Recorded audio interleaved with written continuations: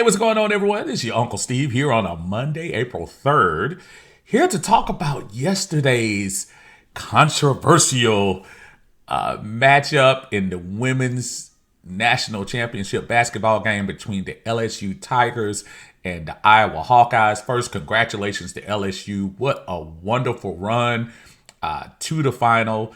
Great story. None of the starters from last year were there.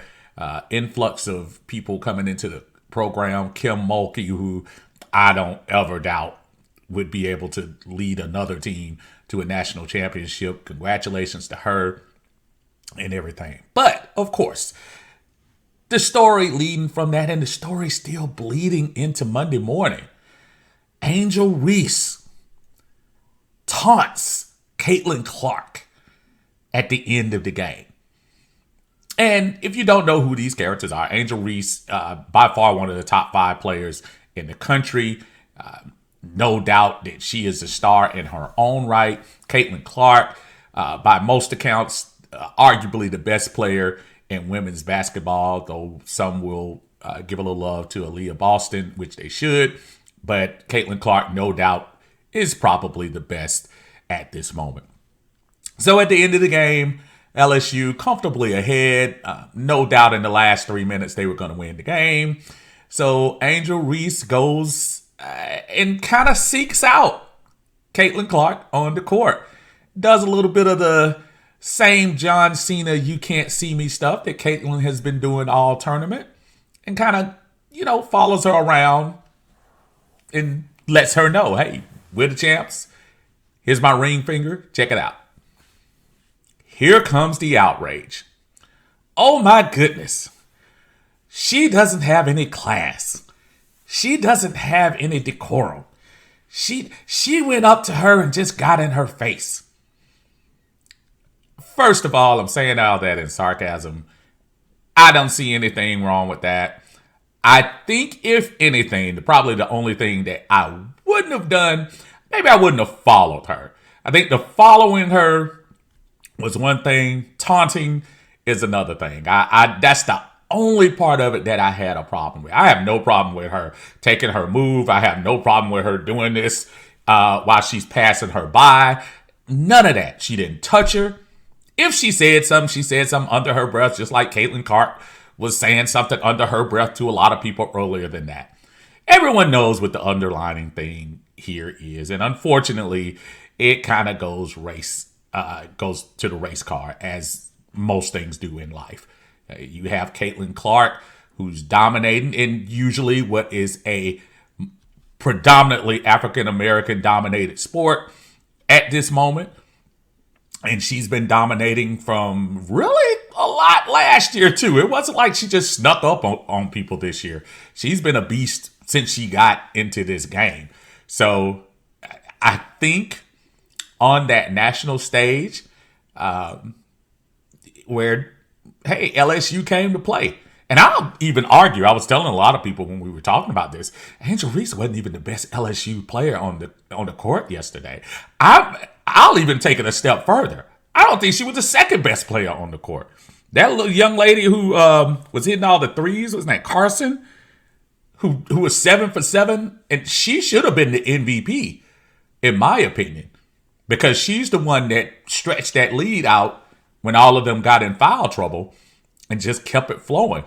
And the young lady, Morris, the one who, go back and look at her story if you don't get an opportunity.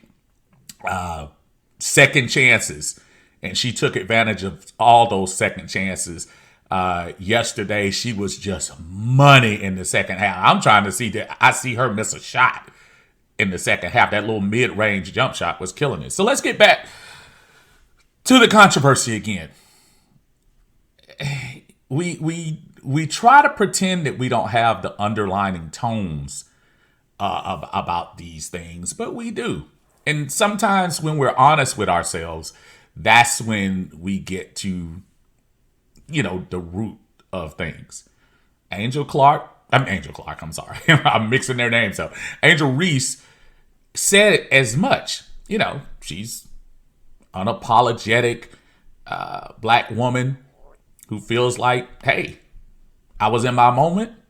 I did what I did, and it is what it is. Gave Caitlin Clark her love. Gave her flowers. She's a great player. But that was in her moment. And a lot of us seem to always forget about when you have that moment, whether it be out on the court, talking to friends, and y'all playing basketball, you hit a game-winning shot on the playground and playground in the park or whatever it is, and sometimes in the moment your emotions might get the best of you. We talk more junk in amateur basketball than you talk out there on the courts with the real people, and she got in her moment, and that's acceptable. There's nothing about what she did that was bad. I think what it is that there is a picture that makes it look like she was being unprofessional.